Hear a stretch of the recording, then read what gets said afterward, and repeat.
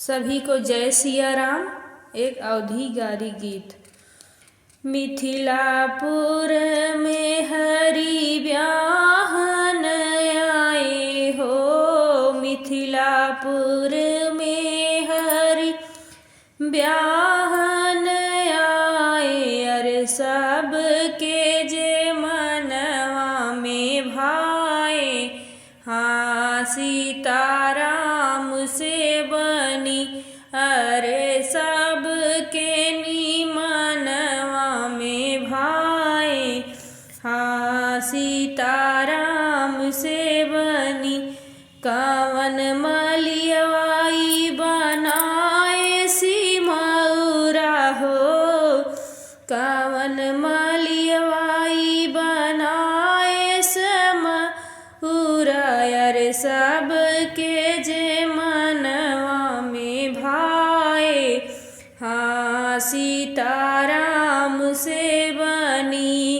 अरे सब के मनवा में भाए, हाँ सीताराम से बनी। कावन सोनरा बनाए सिकड़िया हो, कावन सोनरा बनाए सिकड़िया। अरे सब के जे मनवा में भाए, हाँ सीताराम से बनी। अरे सब के मनवा में भाए, हाँ सीताराम से बनी। अवधपुरी में मिथिलापुर में हरि ब्याहन आए हो, मिथिलापुरी में राम जी ब्याहन आए। अरे सब सखी के मन भाए, हाँ सीताराम से बनी।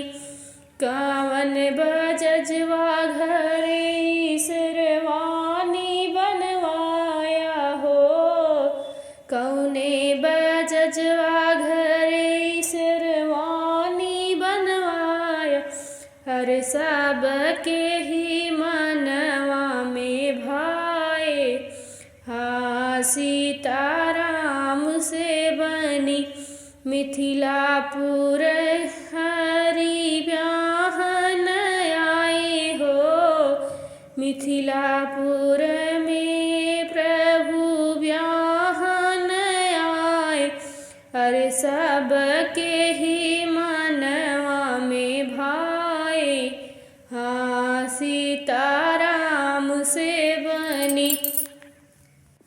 अति खुशी भये राजा जनक जी, अति उत्सव मनावई राजा जनक जी।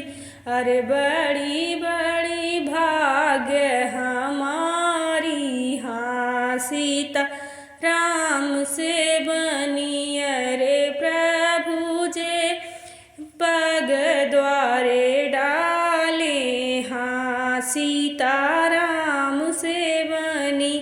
अरे प्रभु जे द्वारे पधारे, हाँ सीताराम से बनी।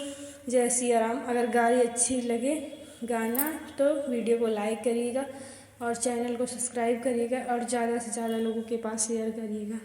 सभी को जय सिया राम।